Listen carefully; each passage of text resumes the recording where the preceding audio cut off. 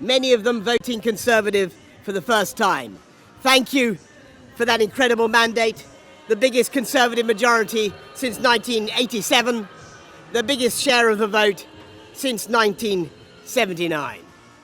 And the reason I have fought so hard in the last few days to continue to deliver that mandate in person was not just because I wanted to do so, but because I felt it was my job, my duty, my obligation to you to continue to do what we promised in 2019.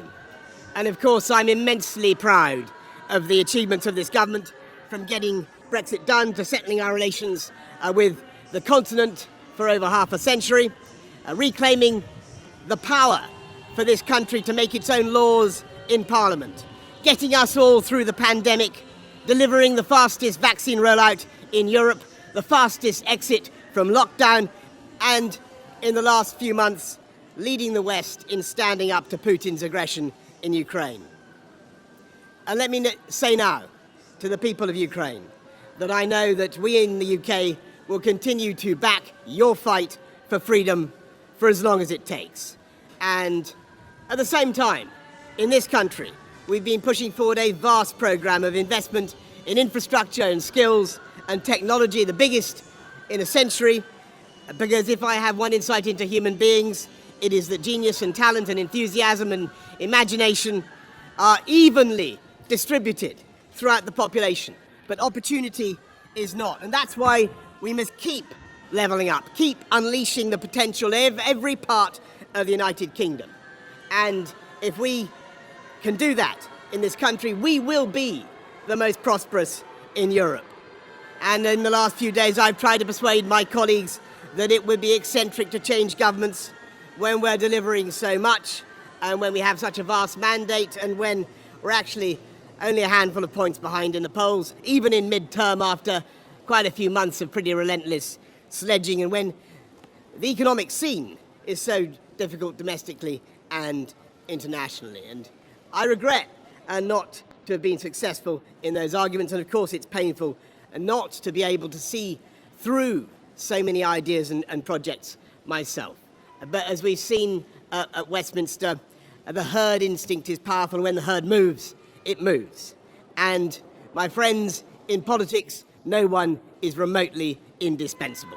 And our brilliant and Darwinian system will produce another leader equally committed to taking this country forward through tough times, not just helping families to get through it, but changing and improving the way we do things, cutting burdens on businesses and families, and yes, cutting taxes, because that is the way to generate the growth and the income we need to pay for great public services. And to that new leader, I say, whoever he or she may be, I say I will give you as much support as I can.